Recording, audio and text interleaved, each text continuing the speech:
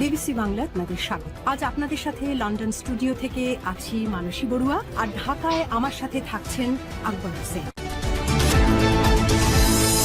বাংলাদেশের সর্বশেষ গুরুত্বপূর্ণ আপডেট সংবাদে আপনাকে স্বাগত। শুরুতেই সংবাদ শিরোনাম, পরে বিস্তারিত। প্রথমেই জানাবো, স্বামীর মৃত্যুতে প্যারোলে মুক্তি পেলেন দীপুমণি। স্বামীকে শেষ বিদায় জানাতে 12 ঘন্টার জন্য প্যারোলে মুক্তি পেলেন সাবেক শিক্ষামন্ত্রী ও কার্যক্রম নিষিদ্ধ আওয়ামী লীগের যুগ্ম সাধারণ সম্পাদক দীপুমণি। আজ 6টায় তিনি মুন্সিগঞ্জ কারাগার থেকে মুক্তি পেয়েছেন। আজ সন্ধ্যা 6টা পর্যন্ত তিনি প্যারোলে মুক্ত থাকতে পারবেন। এরপর সন্ধ্যা 6টার পর আবার তাকে জেলে যেতে হবে। তিনি এই 12 ঘন্টা সময় পেয়েছেন তার স্বামীকে শেষ দেখার জন্য। 18 তারিখে দীপুমণির স্বামীর মৃত্যু হয়েছে। এরপর জানাবো, ফের বন্ধ হয়ে গেছে এক্সিলারেটেড টার্মিনাল, বাড়তে পারে গ্যাসের তীব্র সংকট, অন্ধকারে ডুবতে পারে বাংলাদেশ।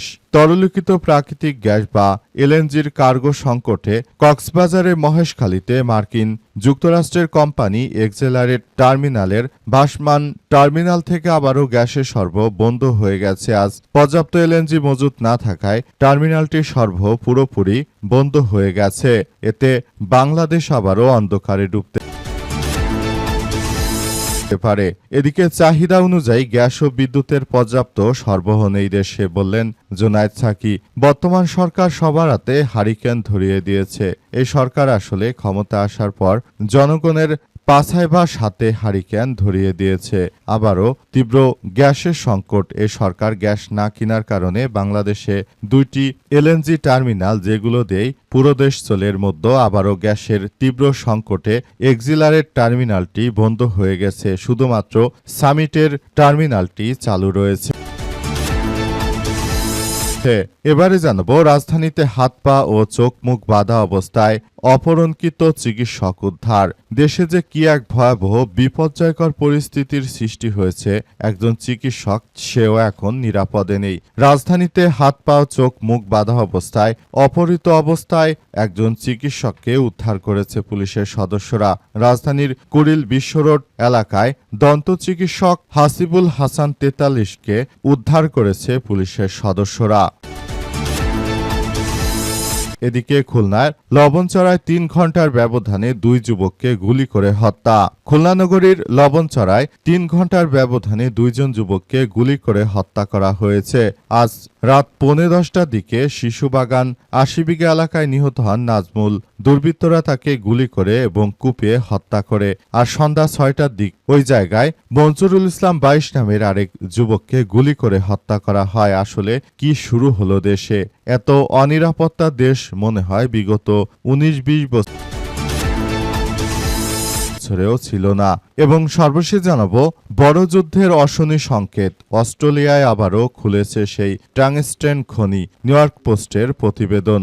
বিশ্বজুড়ে একের পর এক সংঘাতের মধ্যে এবার যুদ্ধের জন্য গুরুত্বপূর্ণ ধাতু টাংস্টেনের চাহিদা বাড়ছে। এরই মধ্যে অস্ট্রেলিয়ার কিং আইল্যান্ডে দীর্ঘদিন বন্ধ থাকার পর ডলফিন টাংস্টেনের খনি পুনরায় চালুর উদ্যোগ গ্রহণ করেছে সরকার। এটি চালু হলে তৃতীয় বিশ্বযুদ্ধ বেঁধে যেতে পারে, কারণ এই খনিটি যতবারই চালু করা হয়েছে ততবারই বিশ্বে কোনো না কোনো যুদ্ধ বেঁধেছে। এই খনিটি যুদ্ধ বাঁধলেই চালু করা।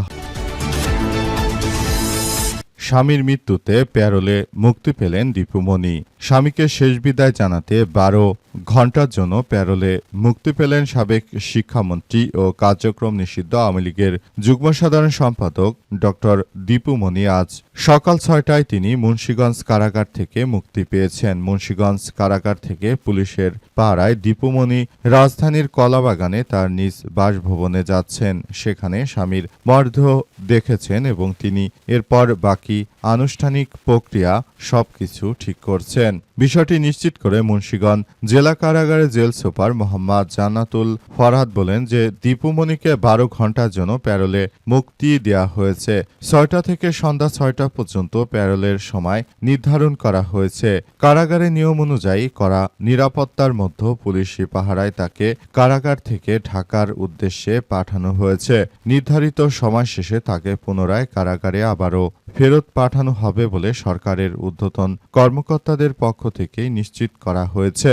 দীপুমণি দীর্ঘদিন ধরে তিনি কারাগারে বন্দী এবং তিনি মুক্ত হওয়ার জন্য অনেক চেষ্টা চালাচ্ছেন। তবে তার স্বামীর মৃত্যুর ঘটনায় তার মেয়ে এসে তার প্যারোলে জামিন আবেদন করে। এরপর বিজ্ঞ আদালত তার জামিন মঞ্জুর করেছে। অবস্থায় এখন দীপুমণি তার স্বামীকে শেষবারের মতো দেখতে তিনি তার বাসায় অবস্থান করছেন এবং আনুষ্ঠানিকতা তিনি শেষ করতে চান বলে জানা গেছে।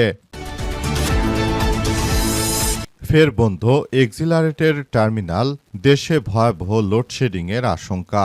আবারও বন্ধ হয়ে যাচ্ছে বাংলাদেশের দ্বিতীয় টার্মিনাল বা এক্সিলারেটের টার্মিনালটি। এটি বন্ধ হয় নতুন করে আবারও এক ভয়াবহ বিপর্যয়কর পরিস্থিতির সৃষ্টি হচ্ছে।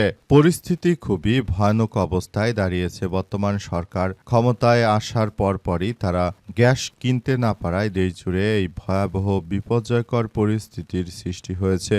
দেশের মানুষ সরকারের প্রতি খুবই অনাস্থা জ্ঞাপন করছে যে সরকার যতবারই বাংলাদেশে সরকার ক্ষমতায় এসেছে প্রতিবারই বাংলাদেশে কিন্তু গ্যাস ও বিদ্যুতের তীব্র সংকট দেখা দিয়েছে। অবস্থা চলতে থাকলে আবারও দেশে এক ভয়াবহ বিপর্যয়কর পরিস্থিতি আসলে অপেক্ষা করছে। দেশটা যে সন্ত্রাসী কার্যক্রমের মধ্য দিয়ে যাচ্ছে এখান থেকে আসলে বেরিয়ে আসা কারো জন্যই সহজ বলে মনে হবে না। কারণ বাংলাদেশে প্রায় 600 কোটি ঘনফুট গ্যাসের চাহিদা রয়েছে। বর্তমান সময়ে সেটি নেমে 245 ঘনফুটে নেমে এসেছে। তার মানে মনে করুন কতটা বিপুল পরিমাণ বাংলাদেশে এই মুহূর্তে লোডশেডিং এর ভিতর দিয়ে যাবে। সুতরাং লোডশেডিং এর জন্য সবাইকে আরো বেশি প্রস্তুতি গ্রহণ করতে হবে। যদি দেশে আসলে কোনো বিদ্যুৎ নাই থাকে তাহলে রাষ্ট্র কাঠামো পুরোপুরি ভেঙে পড়বে। বাংলাদেশে এই মুহূর্তে যে ধরনের কার্যক্রম আসলে চলছে তাতে বাংলাদেশ অচিরেই মনে হচ্ছে দুর্ভিক্ষের মুখোমুখি হতে পারে। অবস্থা এতটাই বেগতিক হয়ে দাঁড়িয়েছে যে এখন আসলে দেশে কোনো কিছুতেই স্বস্তি নেই। দেশের কোনো কিছুতে বাংলাদেশের মানুষ যে একটা ব্যবসা বাণিজ্য করে খাবে সেটিরও কোনো উপায় নেই। বর্তমান সময় দেখা যাচ্ছে যে ব্যবসা বাণিজ্যে ধস নামার পাশাপাশি বিএনপির নেতাকর্মীদের চাঁদা দাবিতে অতিষ্ঠ ব্যবসায়ীরা। তারা আসলে চাঁদা দিবে নাকি ব্যবসার জন্য অতিরিক্ত পয়সা খরচ করে ডিজেল দিয়ে বিভিন্ন ফ্যাক্টরিগুলো তারা চালু রাখবে। আসলে ব্যবসায়ীরা কোন পথে হাঁটবে? অবস্থা চলতে থাকলে খুব শীঘ্রই আবারও বাংলাদেশে দুর্ভিক্ষ চলে আসবে বলে আমরা সেটাতেই মনে করি।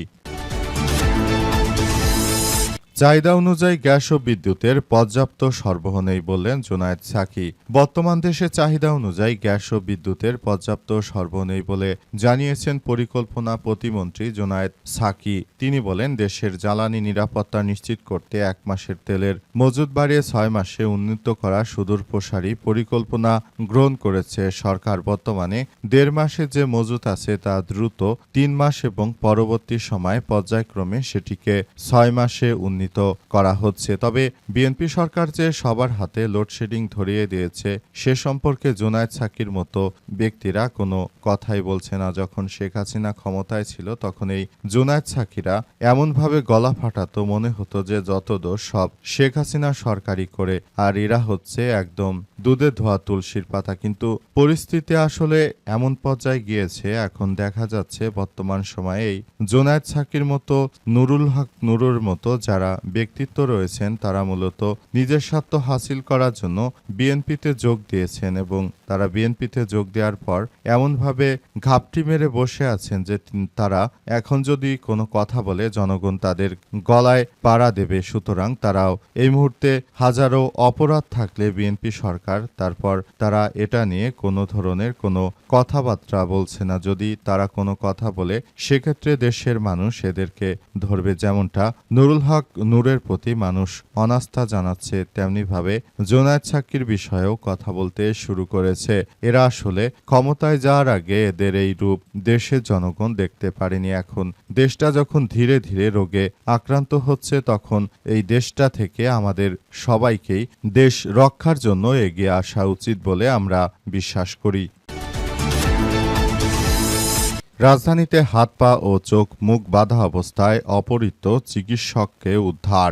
রাজধানীর কুড়িল বিশ্ব রোড এলাকায় অপহরণকৃত দন্ত চিকিৎসক হাসিবুর রহমান ৪৩কে হাত পা ও মুখ বাঁধা অবস্থায় উদ্ধার করা হয়েছে। ডিবি সদস্যরা জানিয়েছে যে উক্ত ব্যক্তিকে আসলে সন্ত্রাসীরা অপহরণ করে নিয়ে গিয়েছিল। বিএনপি সরকার ক্ষমতা আসার পরেই দেশজুড়ে এতটাই অনিরাপদের সৃষ্টি হয়েছে যে দেশে এখন কেউই আর নিরাপদে নেই। দেশের প্রতিটি মানুষ এখন অতিষ্ঠ হয়ে পড়েছে। অবস্থা চলতে থাকলে দেশে এক ভয়াবহ বিপর্যয়কর পরিস্থিতির সৃষ্টি হবে এবং এর থেকে সবাইকে বেরিয়ে আসতে হবে। যদি অবস্থা চলতে থাকে তাহলে রাষ্ট্র কাঠামো আরও এক ভয়াবহ বিপর্যয়ের মুখোমুখি হবে। তাছাড়া আর কোনো ধরনের কোনো কিছু করার থাকবে না। পুরো রাষ্ট্র ব্যবস্থা একদম ধ্বংসস্তূপে পরিণত হচ্ছে। বিএনপি সরকার যখনই ক্ষমতা আসে তখনই দেখা যায় দেশে এই ধরনের চুরি, ছিনতাই, রাহাজানি, মানুষ হত্যার মতো ঘটনাগুলো প্রতিনিয়ত বেড়ে যাচ্ছে।